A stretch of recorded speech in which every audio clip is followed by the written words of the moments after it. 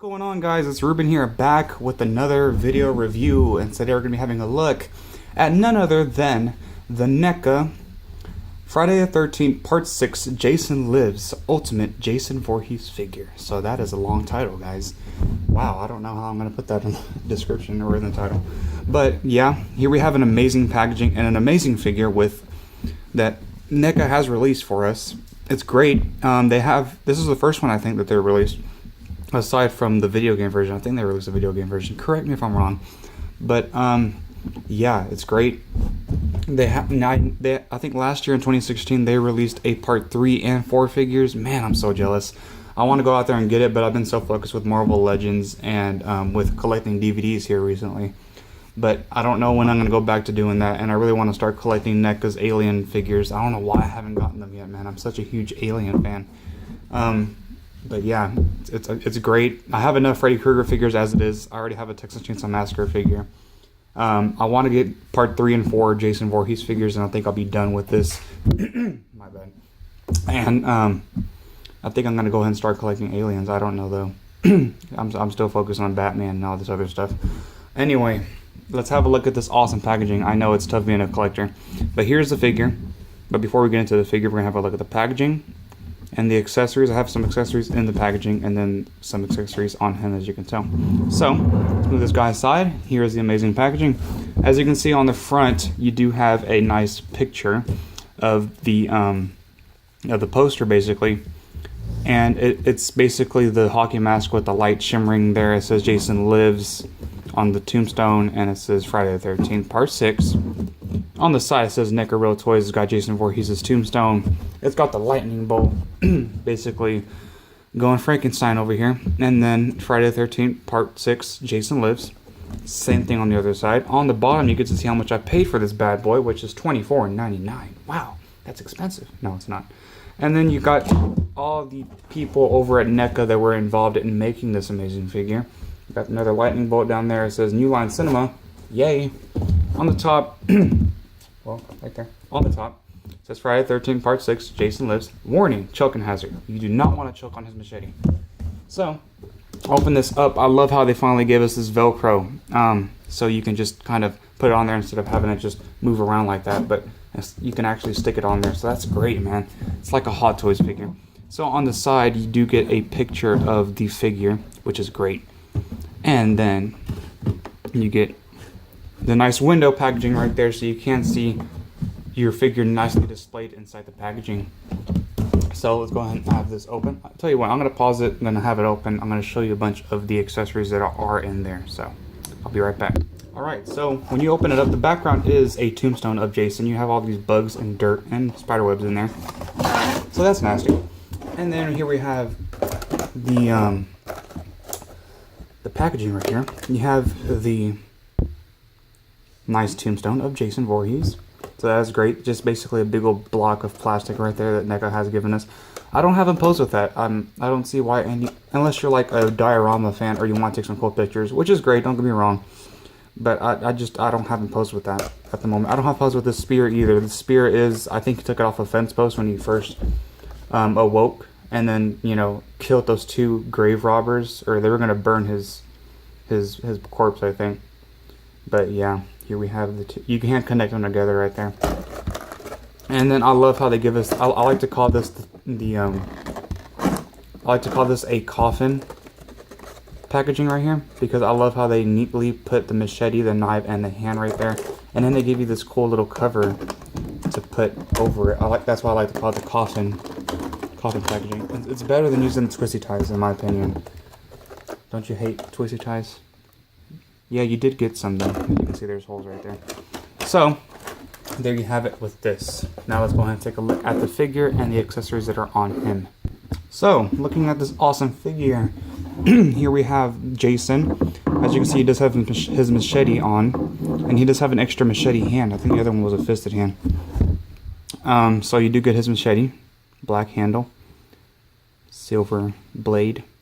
Big cool, we got some blood on it, kind of like with Leatherface's chainsaw. But no, they want to give us a clean one. That's cool, that's cool. So pretty cool. It is bendable, so try not to break it, please. And then we also get a knife right here. which isn't a nice holster.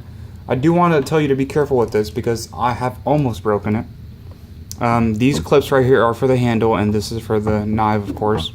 So the way you put it in, you put it in like that, but look at that. Isn't that dangerous? Doesn't that just hurt you? Putting it like that, gosh, it's like you're gonna snap it.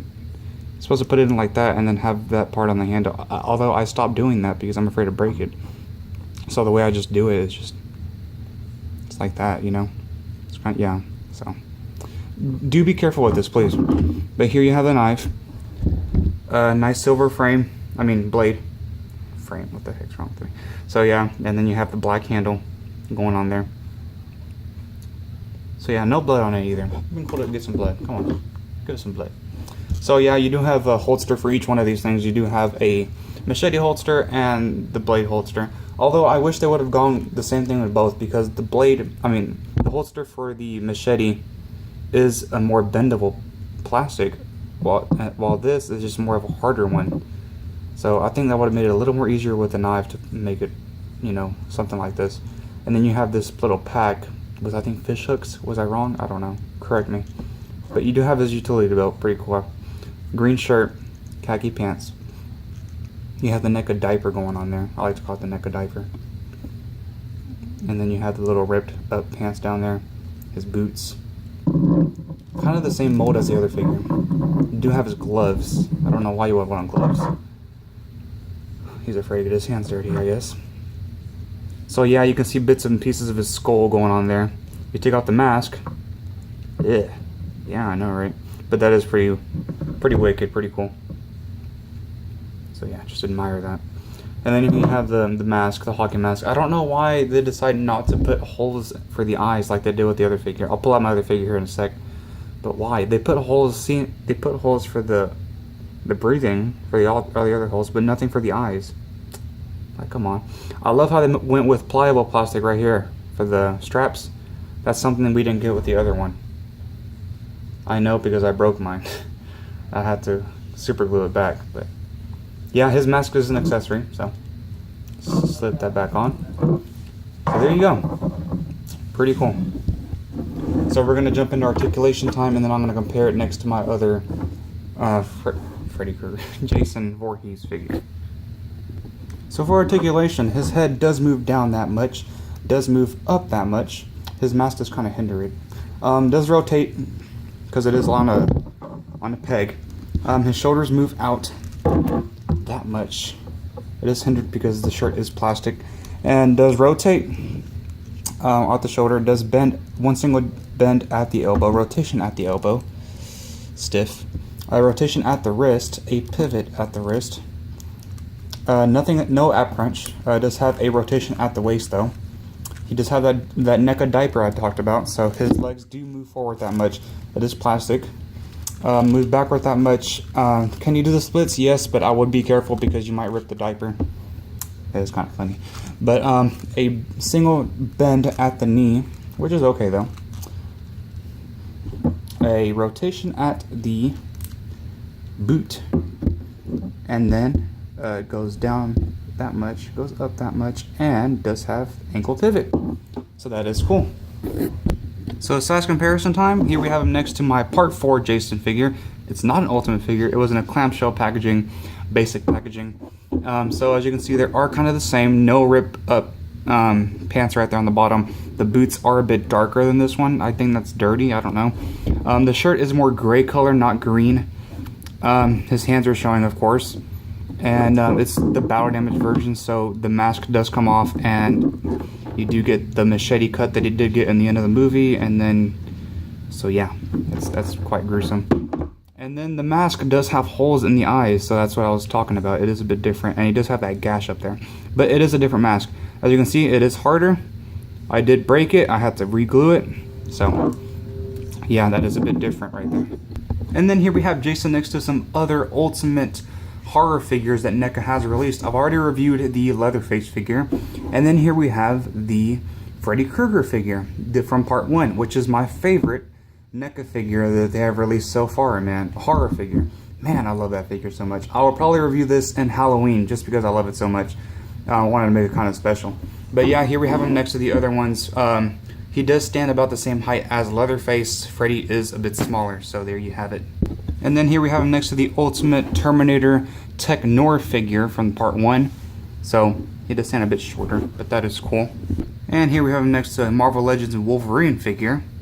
And here he is next to his Star Wars Black Series First Order Stormtrooper. So there is my review, guys. Do I recommend this to y'all? Of course, man. This is a NECA figure, and it's also a Jason Voorhees figure, man. If you don't like the movie, I probably won't recommend it for you. I do like part 3 and 4 a bit more, so I do want to go and get those 2 figures. I am really looking forward to those figures, and if I get it, it'll probably be around Halloween, and I'll probably review it around Halloween. But for now, here we have this one. So thank you guys so much for watching. I hope you guys enjoy. Please drop a comment. Let me know what your favorite NECA figure is. Let me know what your favorite line from the new horror figures from NECA are. Because I love how they're doing this. I hope they continue it. Please release a Scream figure. Please release a Jigsaw figure. I know a new Saw movie is coming out. I'm so excited for that, man. But yeah, please release all these new figures, man. Like, I guess as an anniversary thing. That's what they did with the Freddy Krueger figure, and I love it. But yeah, drop a comment. Let me know what your favorite figure is, man. Let me know. So, yeah. Thank you guys so much for watching. Hope you guys enjoyed. As always, this has been Rubik's Film, and I'll see you guys later.